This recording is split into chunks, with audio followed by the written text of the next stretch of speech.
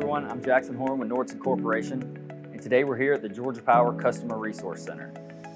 For this video, we're going to go over powder application, encoding a grounded part and an ungrounded part. This first part is a grounded part. When we apply the powder, you'll see the electrostatics charge the powder and wrap it around the part.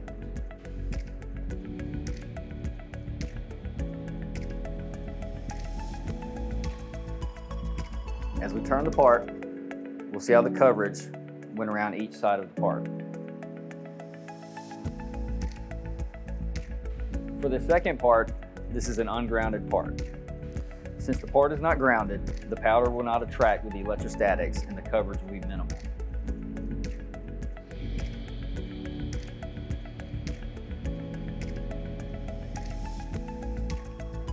As you can see, the powder didn't attract to the front side or the back side.